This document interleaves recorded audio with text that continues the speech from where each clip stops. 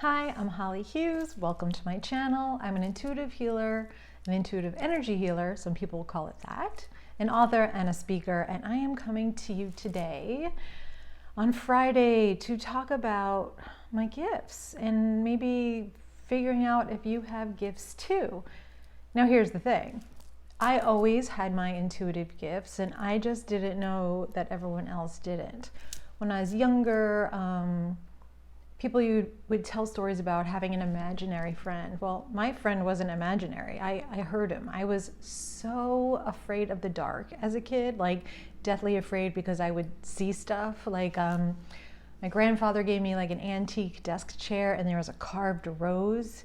And at night I would see faces appear in the rose and it scared the crap out of me. So I would like just pile all my clothes on the chair to cover it up so I wouldn't see it. So anyway, I had this friend who spoke to me at night, whose name I've never shared publicly, and I'm not going to do it now. And he would talk to me every night, and he made me feel good, and he made me feel safe. And I can't really remember everything we spoke about, but I know if I heard his voice, I would recognize it, and it would still make me feel good.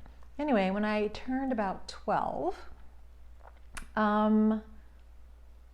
the voice said to me, hey, I'm gonna have to go soon because people won't understand. And I was like, won't understand what? And the voice is like, they won't understand. And I tried calling him a few times and he still came, but he wouldn't come. He was like a voice in my head as quickly. And then one day he just never came.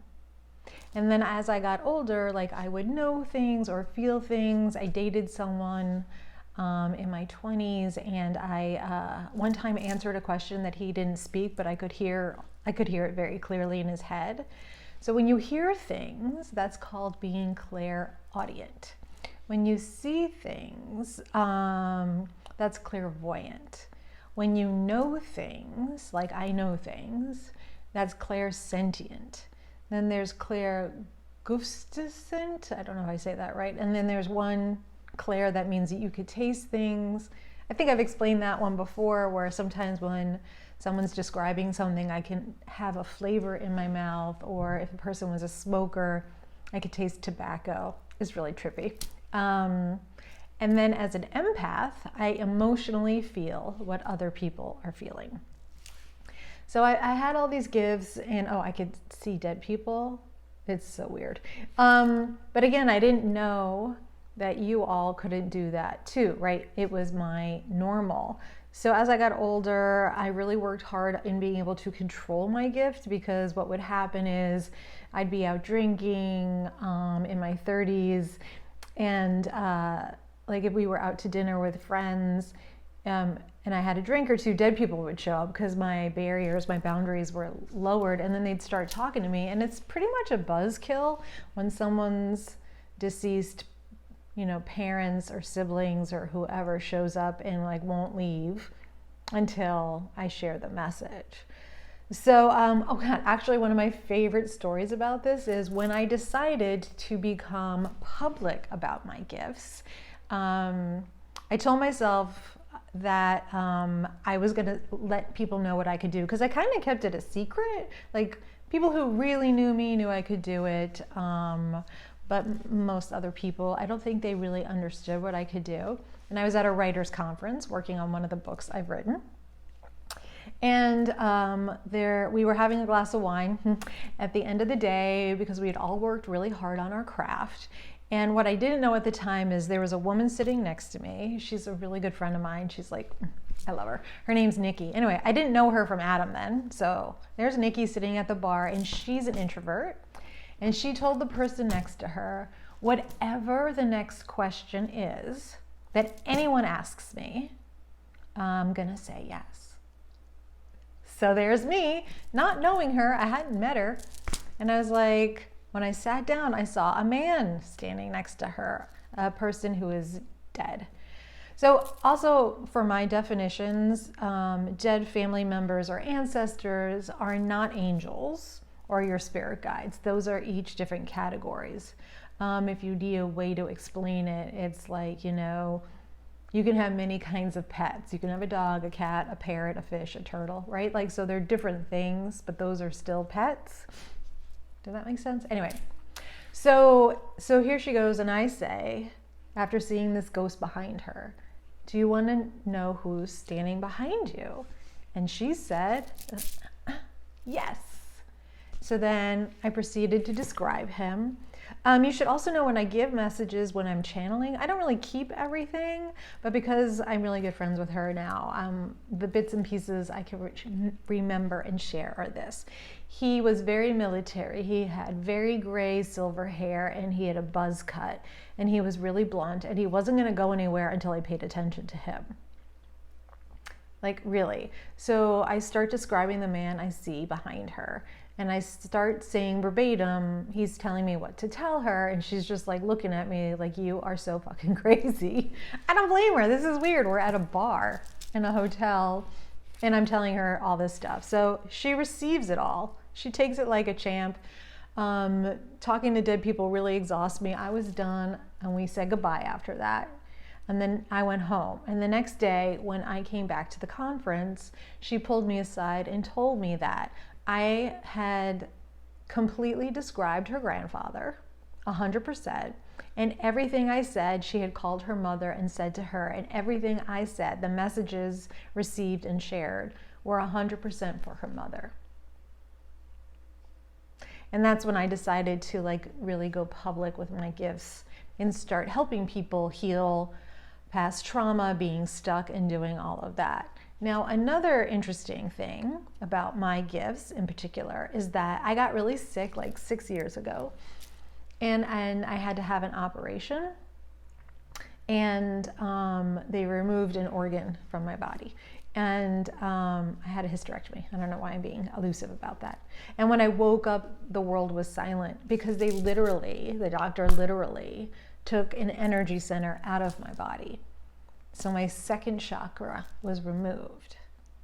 And I got really depressed because all of the love and all of the messages and all the little hints and winks and guidance that I get on a daily basis, like don't drive that way, don't do this, call so-and-so, someone's thinking about you, all the thoughts I have about my clients, all the feelings that I have about them, all of that, knowing about my family, about all of that was gone. And it was just like this. And I never felt so lonely in my life. So I took a really concerted effort to rewire my connection to highest self source. And since then, my gifts have been like even stronger, actually. So here's another thing. If you're a person who had a hysterectomy too, and maybe you do woo-woo, or something in your body really changed, especially for me, the hysterectomy. A lot of other well-intentioned and well-meaning people told me to imagine and connect to my womb outside my body, which is just such a hunk of hot heaping bullshit. You know what? Grieve your loss. Know your loss. And accept it. Heal the emotional, heal all the parts of you that you feel broken. Like for me, I felt that a part of my body, that divine feminine within me, that creative source, betrayed me on so many levels, because I have also suffered from miscarriages. So for me, I could only breed death. I was afraid that I couldn't sustain anything in my body. And then it ultimately betrayed me so much that it had to be ripped out, that it grew something that wasn't good for my body in my body instead of a life. And I was pissed off. I mean, like, doesn't even do it justice. I was completely emotionally devastated by that. But the truth is, when I stopped trying to heal like the way by imagine a universal womb and just was angry and sad for a while, and then learned to love who I was, how I am now, that things got really good. Like my whole story here that you'll keep seeing on YouTube is I believe in real, not perfect. Real, not perfect. It's the name of my book. It's the name of my program. It's just like I like dropping F-bombs. I really love helping people heal and find direction. I love doing that. I love making a difference like that for other people in their lives. But you know, I have good days and bad days. I have moods. I'm very human. I need to dance. Like, I have all the stuff.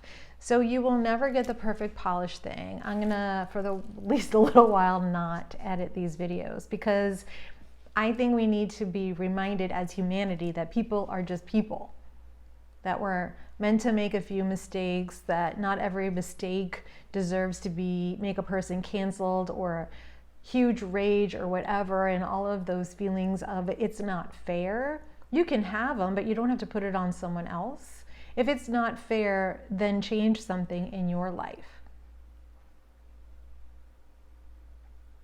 Because you can. You always have a choice. You always have a choice to change something you don't like in your life. Is it going to be easy? I'm not telling you that. I've gone through a bunch of stuff. Not easy. But you can get through it. Maybe you can't move as fast as you want through it. That's okay too. That's an artificial timeline. So let's do real, not perfect. Let's explore whatever your gifts are on my channel. I'll explain more of what I do if you want. I'm sharing a lot of meditations. This is how I found out that I had all these gifts and that not everyone did. Do you have a story that you want to share in the comments about like how you figured out that you're an empath? Or maybe you dream things? Or let me know if you want me to explain how to explore expanding your gifts, because I'm down for that too. Have a great weekend.